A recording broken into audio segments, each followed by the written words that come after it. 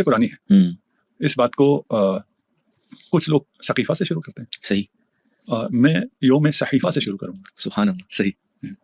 ایک صحیفہ لکھا گیا جس میں یہ فیصلہ ہوا کہ محمد مصطفی صلی اللہ علیہ وسلم کو شہید کیا جائے اور اقتدار کو ان کے حساب سے جو یہ پلان بنا رہے تھے ایک اقتدار تھا. جی جی. اقتدار کو محمد و اہل بیت محمد سے چھینا جائے. اچھا اچھا. صحیح. یہ صحیفہ سے 3 سال پہلے کی بات ہے.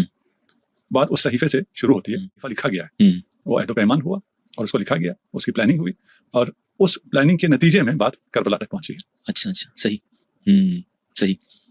اچھا, اس میں اگر ہم مزید آگے چلیں کہ پلاننگ جیسے آپ فرما رہے ہیں کہ یوم الصحیفہ کا آپ نے کی, تو یہ بات آقا علیہ الصلوۃ والسلام کے قتل کی سازش سے شروع ہوتی ہے جیسا کہ آپ فرما رہے ہیں, اور وہاں سے پھر سیدنا حسین ابن علی تک آ کر یہ بات رکی. یہ بغاوت تھی. صحیح. کہ ان کے ہاں رسالت تو نہیں ہے, جو باغی ہیں وہ رسالت کے طور پہ نہیں دیکھ رہے, وہ حکومت کے طور پہ دیکھ رہے کہ اس حکومت کو اس خاندان سے لینا ہے. صحیح. تو یہ پھر عمل شروع ہوا اور کہا ہم برداشت نہیں کر سکتے. یہ بھی کہا تاریخ میں موجود ہے. صحیح. کہ رسالت جو مانتے تھے, دیکھیے ہو سکتا ہے ابھی آپ مجھ سے گفتگو کرتے ہوئے کچھ اصطلاحات آپ ہماری استعمال کریں کہ سامنے اسے حضرت نہ کہیں, اسے فلان کہہ دیں جو اس کی اپنی اصطلاح.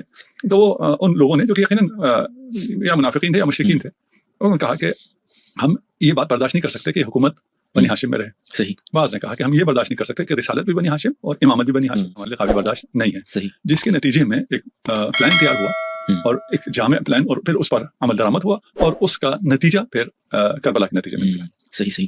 اچھا, آپ نے شروع سے بات کی ہے تو اس پر کچھ اہل علم یہ بھی کہتے ہیں جو ہیں تو مولائی, لیکن اب ان کی مجموعہ جو مبلغ علم ہے وہ اجازت نہیں دیتا کہ وہ ابتداءً جو 3 خلافتیں ہیں اس سے اعلان برات کریں, تو وہ بات کو سنبھالنے کے لیے کچھ تعویلات بھی کرتے ہیں. تو اس پر اگر ہم غیر جانبدار ہو کر غور کریں کہ آپ نے اس کی وضاحت اس سے پہلے بھی کی ہے کہ مولا کائنات کا خاموش رہنا یا مولا کائنات کا کسی حکومت کے خلاف احتجاج نہ کرنا, اس سے مولا کی رضامندی ثابت نہیں ہوتی.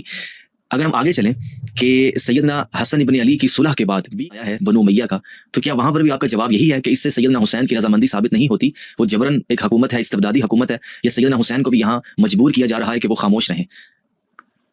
سب سے پہلے تو ہم یہ سمجھ لیں کہ صلح امام حسن کیا ہے. جی جی. آپ کے پچھلے پروگرام میں ہم نے کہا تھا تھوڑا سا ہم بولیں گے. آج بھی موضوع کربلا ہے, اس لیے پھر بھی مختصر بولیں گے, اس کو زیادہ تفصیل سے نہیں بولیں گے. ہم نے کہا تھا کہ اسلام کو کربلا تک صلح امام حسن نے پہنچایا ہے. بالکل. اگر صلح امام حسن نہ ہوتی تو اسلام وہیں ختم ہو چکا ہوتا. کربلا تک اسلام پہنچتا ہی نہیں کہ حسین اسلام کو بچاتے. اس پہ سب کا اتفاق ہے. صحیح. امام حسین نے اسلام بچایا ہے, اس پہ سب کا اتفاق ہے. لیکن یہ بات سب کو معلوم نہیں ہے کہ امام حسن نے اس سے پہلے اسلام بچایا ہے.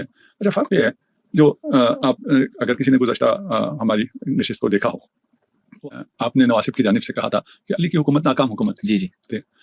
مسئلہ یہ ہے کہ کامیابی اور ناکامی کے معیارات مختلف ہیں. صحیح. آپ کے معیار اور ہے, میرے معیار اور ہے. جی جی. تو ان کے معیار پہ علی کی حکومت ناکام ہے, ان کے معیار پہ علی کی حکومت کامیاب. جی جی. اہل بیت رسول کا کام دین رسول خدا کو بچانا تھا, اپنے اقتدار کو بچانا نہیں تھا, اپنے لیے اقتدار حاصل کرنا نہیں تھا. بالکل. اسی لیے جب بھی جہاں بھی دشمن رسول خدا نے استدلال کیا کہ ہمیں غلبہ حاصل ہو گیا, تو اذان سے استناد کر کے کہا ہے کہ یہ اذان میں نام کس کا لیا جا رہا ہے, یہ ہمارا غلبہ ہے. صحیح. وہ حالت قید میں بھی اعلان کر رہے ہیں کہ غلبہ ہمارا ہے, اس لیے کہ محمد رسول اللہ کا نام تم بھی لینے پہ مجبور ہو. آج بھی اذان محمد رسول اللہ کی ہی ہو رہی. بالکل.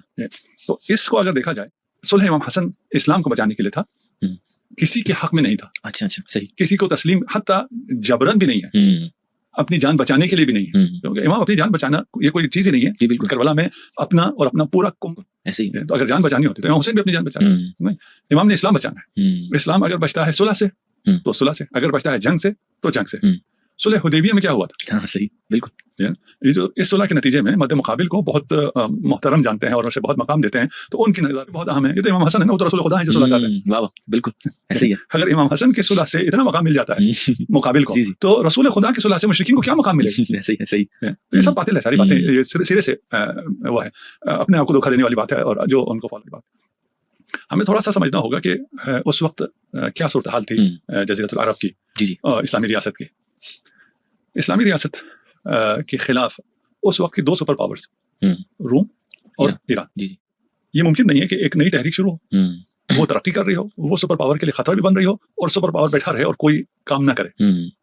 آج کل آپ دیکھ رہے ہیں کہ چائنا کو کنٹرول کرنے کے لیے ٹیرف لگائے جا رہے ہیں اور طرح طرح کے کام کیے جا رہے ہیں, جبکہ وہ ابھی بہت حد تک ان سے بہتر ہو چکا ہے, ٹیکنالوجی میں بھی, طاقت میں بھی, اکنامک جا چکا ہے. پاکستان میں جو کچھ ہو رہا ہے اس میں امریکہ کا کہیں نہ کہیں ہاتھ ہوتا ہے. آپ کو ایران سے گیس نہیں ملنے دی جاتی, آپ کے لوگوں کو خوشحال نہیں ہونے دیا جاتا, آپ کو سی پیک سے استفادہ کرنے نہیں دیا جاتا, وغیرہ وغیرہ. ایسے ہی آپ کو IMF اور ان میں اسیر کر کے آپ کی ساری آمدنی لوٹ کے لے جاتے ہیں، یہ سب بیٹھا ہوا وہ فارغ نہیں بیٹھتا. یہ تو جزیرۃ العرب